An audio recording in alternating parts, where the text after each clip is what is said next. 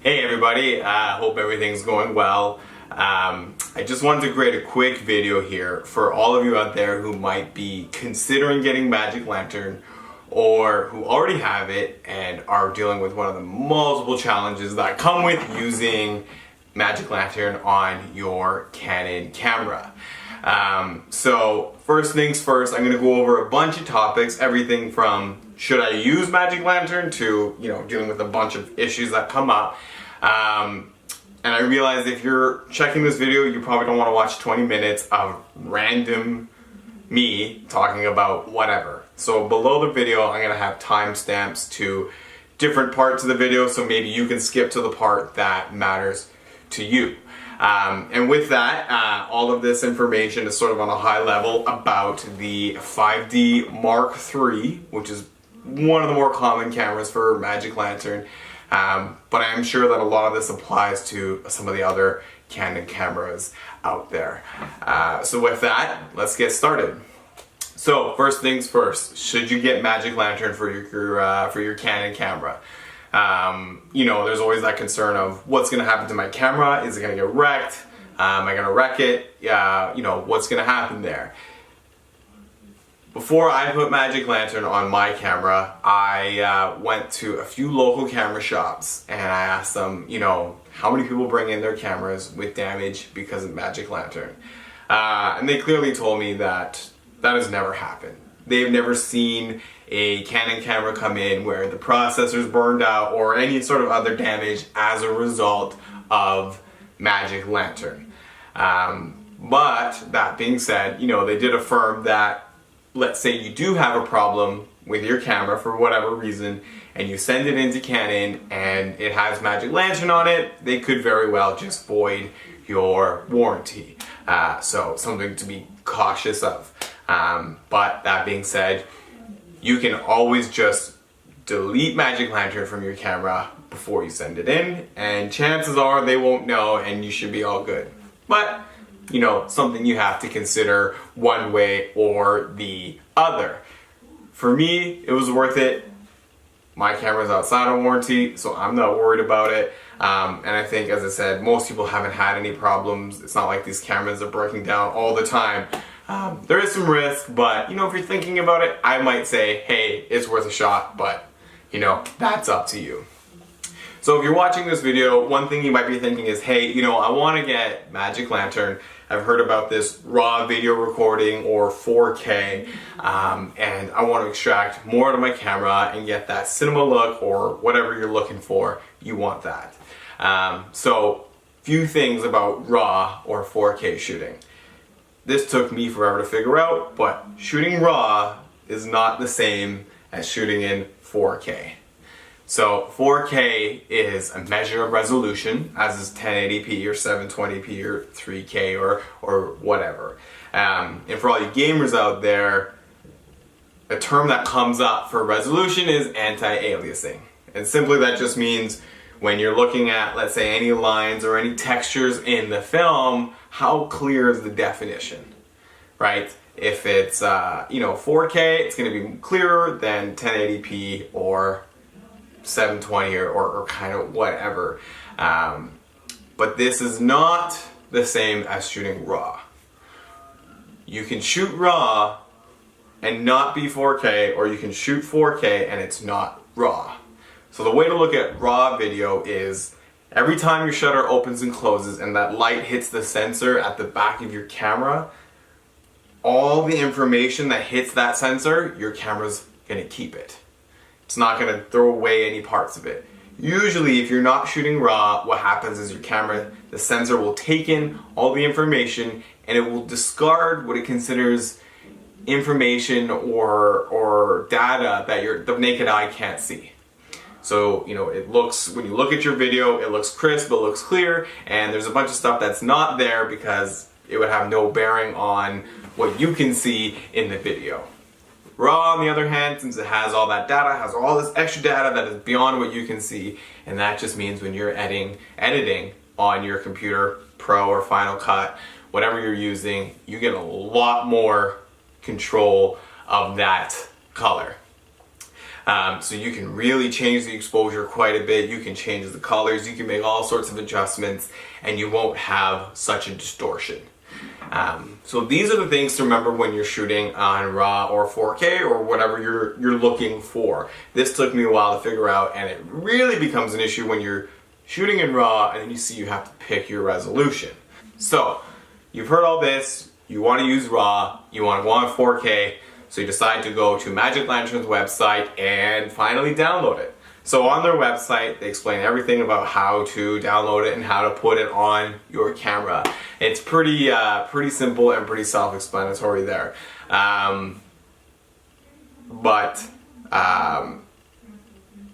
the one thing that can be a bit confusing is which one is how do you download just standard Magic Lantern? And standard Magic Lantern is what they call nightly builds. I don't know why they call it that. Took me a while to figure this out, but nightly builds, that's your standard Magic Lantern. It's been tested. It should be all good for your camera, so there's not too much to worry about. If you're using a 5D Mark III, your Canon camera needs to either be 1.1.3 for the firmware version or 1.2.3.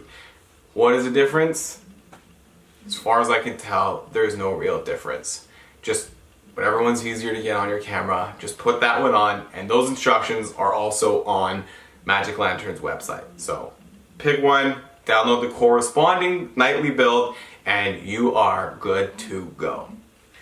So what are some challenges? Now you've installed Magic Lantern, and you go to do some video shooting, and just like every single one of us who've tried it, you're getting problems. You're getting frame skipping, you're seeing your camera icon on Magic Lantern turning red or yellow, and eventually cutting out, and you don't know what the hell is going on. So here's a few things to know when you're shooting in RAW. It takes an incredible amount of data, transferring at an incredible speed. Now what I didn't know, which I wish I knew, was that the SD card slot on your 5D Mark III has a limited transfer speed of 20 megabits per second, and the compact flash slot has a limit transfer speed of 100 megabits per second. So what does that mean? When I put Magic Lantern on, had an SD card that could transfer at speeds of 90 megabits per second.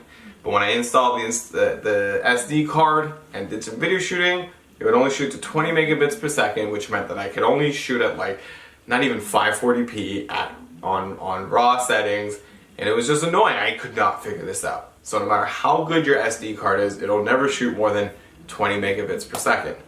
And the same goes for your CF card. I wish I knew this before I spent all this money on a CF card that transfers at 160 megabits per second, but the limit to your camera is 100 megabits per second. So no matter what you're doing, you're never going to get speeds faster than that. So if you bought this new great card and it's not going past 100 megabits per second, it's not your card that's the problem, it's just the camera. So you kind of just got to deal with it. So what does all this mean? So let's say you have a CF card and it can transfer at speeds of 100 megabits per second or greater, and now you're going to be shooting on RAW. So if you're shooting on RAW at 14-bit RAW, you can shoot consistently at 24 frames per second and nothing faster. So you get that 14-bit, all that color at 1080p, and now you're limited to 24 frames per second in shooting your film. And for a lot of people, that's great. That's all you need. It gives you all kinds of color options for editing, and 24 frames per second gives you the look that you are going for. But you think about it, when you're shooting at that rate, the 14-bit with 24 megabits per second, it's going to be downloading data at 100 megabits per second. So when you think about that, every 10 seconds of video is at least a gigabyte. So you can imagine you're going to be using up data like crazy. And for me, that's just too much. I mean, the hard drive space, the time it takes to transfer between my cards and my computer, it's too much. I don't want to deal with that. So let's go over a few things that you can do to either reduce the transfer speed necessary to either allow you to increase your frame rate or things that you can do to just save data, which saves time, makes everything easier. So the standard film ratio, or when you're on your camera, it's going to generally shoot at 16.9. That's the aspect ratio that's defaulted on your Magic Lantern RAW shooting. So 16.9, to put it in perspective, any YouTube video, the standard aspect ratio is 16.9. Now, if you shoot at, let's say, 1.85.1 or 2.35.1, those are going to be a much wider aspect ratio, and therefore it's going to be kind of cropped out a little bit. You're going to get those top black bars at the top of your shot that you wouldn't get on 16.9. And in many ways, that can be quite useful.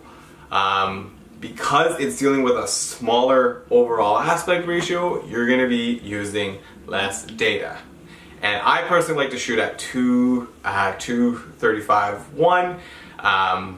Actually, no, I like to shoot at 185/1 because it's a little more, it's a little smaller than your 16.9, but it's easy to follow on Magic Lantern where the cutoff or where the bounds are on your screen, so it's easy to track your shots.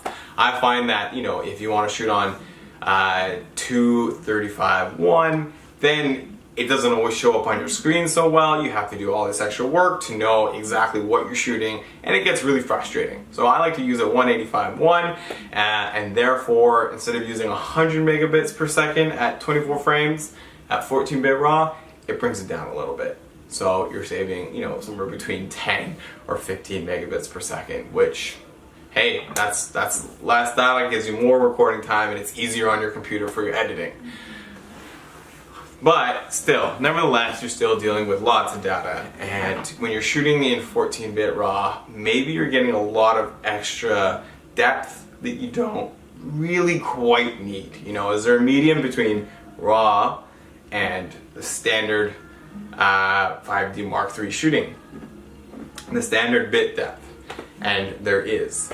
So this is where it's going to get a little bit more experimental. So you've downloaded the nightly builds, you've put that on your camera, but now you're thinking, why can't I see different RAW formats? Why can't I see a listing for 14-bit or 10-bit or 12-bit RAW, and why can't I see, more clear settings for 3K or 3.5K or 4K recording? If you go to the Magic Lantern website, there's an experimental section. So if you're feeling adventurous, you can get one of these experimental builds, which could be a little more inclined to crash or have an issue than the nightly build. But in honesty, my experience, I didn't notice that, but it's a little bit more experimental. So once again, it's kind of up to you if you want to do that. You head to the Magic Lantern website, go to the experimental builds, and you can find one that clearly lists that it's got 4K recording. When you download that one, you can just uninstall Magic Lantern from your camera. The nightly build, you can just uninstall it and get rid of it. You download the nightly build with 4K and you just install it as you would the nightly build. I thought you might have to put both modules on and whatnot. No. Just download the experimental build you want, put it on your camera, you're good to go. It's got all of Magic Lantern on it. So there we go. Now you've gone in, you've got the card that has the recording speed that you need for the resolution you want, and now you've got the experimental build that allows you to shoot at 14-bit, 12-bit, 10-bit RAW, and it also allows you to it'll also allow you to shoot at 4K, 3.5K, or 3K, or one of the other many resolutions. As we were talking before about reducing the data requirements and saying instead of shooting at 100 megabits per second, what can we do to reduce that and still get that raw video? Well, now that you've updated your Magic Lantern to the 14, 12, or 10-bit RAW, and you have those options, a great choice is to go with 10 or 12-bit. And if you go to 12-bit recording, or even 10-bit, if you go to 10-bit recording, because you're still going to get lots of information, which is more than I would ever use, you had a 10-bit recording and you record at 1 to 85 to 1 aspect ratio, you're gonna find that you were recording at 100 megabits per second, and now it's closer to 62 megabits per second. So that's almost half the data requirement, and you still get almost all the flexibility that you would get with 14-bit. But you know, maybe you're losing a little bit, but it's almost negligible. So now you brought it in half. So that means that you can either just enjoy the data savings, you can increase your frame rate. Maybe you want to shoot at 30 frames per second as opposed to 24. Now that option is available. And if you do if you do the 1 to 85 to 1 aspect ratio and you shoot at 10-bit RAW, you could actually get up to 40 frames per second without any compression or anything like that. So, you know, that does make it a little bit easier. You know, if you're shooting at 40 frames per second, you probably don't want to shoot that in your entire film at 40 frames per second. But hey, you know, if you shoot at 40 frames per second, you can slow down your video by about 40%. So if you have some slow motion shots you want to get, 40 frames per second isn't great, but it's actually not that bad, especially when you're shooting in RAW and you get all those, all that color, all that detail. Now, if you want to shoot in 3.5K or 4K, some things to know. If you want to shoot consistent at those high definition levels, you can't shoot at 4K. It only shoots for, you know, so much amount of time before you get frame skipping or that stops. So the limit is on 3K. Now, what you'll find is as you're going through your settings and you're trying to change the resolution while changing in RAW, it won't let you go past 1920 by 1080 or 1080p. So what's going on here? So what you need to do is on your live view, you have to push the magnifying glass to go to 5 times zoom on the display. Then from there, you can increase the resolution once you go through the Magic Lantern menus. Now, personally, I don't find 3.5K or 4K or any of these higher resolutions than 1080p that worth it. I think you get a lot of value out of shooting RAW, and to worry about 3.5K and shooting in that crop mode and having to do all these settings to know exactly what you're shooting, it makes it very complicated. The data requirements are crazy. I'd rather be able to shoot at maybe a higher frame rate with all that color and not use so much data, and that make my workflow that much easier. But that's all up to you. So you've been out there, you've been recording your shots, getting all the video that you need, and now you want to put it on your computer. So you do all your transfers, it's sitting on your computer. Now what do? So there's a few things you can do, but the first thing you need to do is convert those RAW files to something that Final Cut or Adobe Premiere can read. They can't read the MLV, which is the RAW format that comes with Magic Lantern, so it needs to be converted. So if you're recording on 14-bit, I actually like to use ML Raw Viewer. You can open up the video, you can watch it quickly, and you can then convert it to an MOV file, which is pointless. Might as well just shoot not in RAW in the first place, or you can convert it to DNG. DNG is what you want to convert those files to. If it's in DNG, you're going to maintain a lot of the fidelity of the RAW video, but now Adobe Premiere can read it, and you're good to go. So you record it to DNG. Now, if you have ML Raw Viewer, and you've been shooting in 10-bit or 12-bit, and you try to open it, you'll notice that ML Raw Viewer doesn't work, and you don't know what the heck is going on. Well, I guess the encoding for 12-bit, 10-bit, and 14-bit are all different. So ML Raw Viewer can only play something that's 14-bit, and it can only encode and convert to DNG something that is 14-bit. So for that, if you are going to use 12-bit or 10-bit, you need to find a different encoder. There are a few out there. There's like ML Raw Flow, and there's a few others. You know, find one that you like that'll allow you to convert those 8 or 10-bit, or 12-bit videos there. So once you got that all converted, great. It shouldn't take too long. Now, one of the problems I faced was more related to my computer. I had been taking all these raw videos, putting them on my computer, and it was just taking too long to get anything done. Now, beside the obvious answers that maybe your computer isn't good enough, you know, I didn't think that was the case for my computer, and everything was taking too slow. So I ended up doing a huge reformat, reset everything on my computer, and I realized something. My computer has two hard drives. There is a normal hard drive and there is a solid state hard drive. So what I did is, when I converted all those videos, I had saved the raw videos to my solid state hard drive, and when I converted them, I made sure the output was also onto the solid state hard drive. And I found that this sped things up dramatically.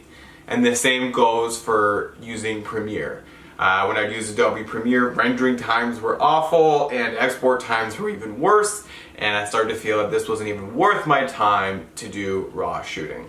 But once again, I started making the entire workflow through my solid state hard drive and completely avoided my standard hard drive, and it became much more usable, not much slower than working with any other type of video format that I had. So that was a big part. So if you're finding that it's going really slow, you know, make sure all the data is going through your solid state drive, or maybe it's you don't have a solid state drive, you know, that might be a worthy investment as long as you know, the rest of your computer can handle it. And changing that and putting everything on my solid state hard drive dramatically improved the performance.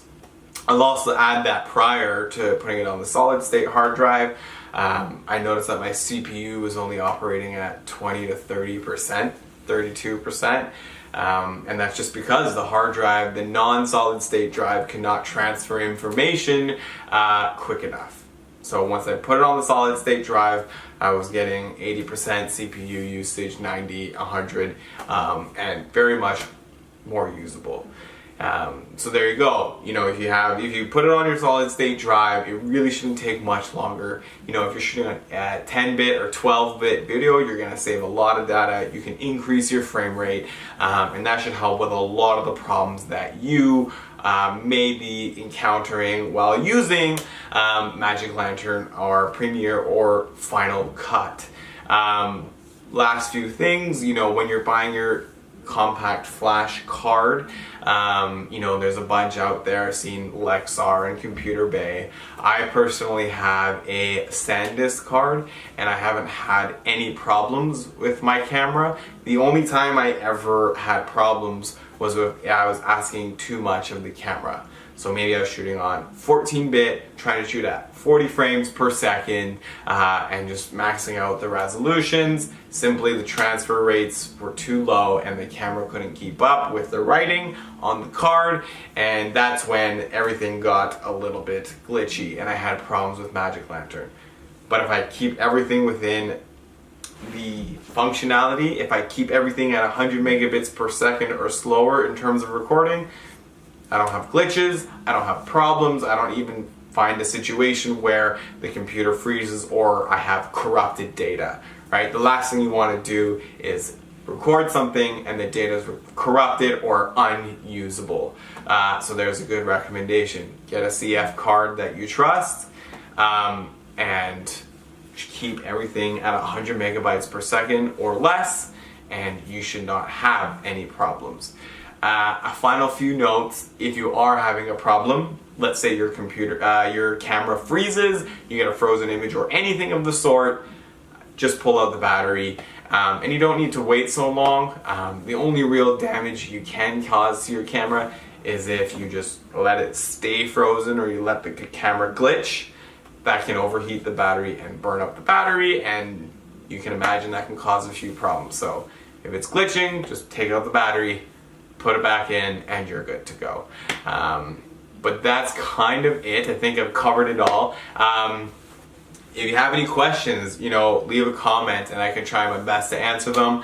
And if there's any other things you want to look at, you know, put a note, put some comments, and if there's enough interest, I can definitely do some research and make another video to answer some other questions you may have. I hope this is useful. And other than that, enjoy Magic Lantern, and we'll see you again later.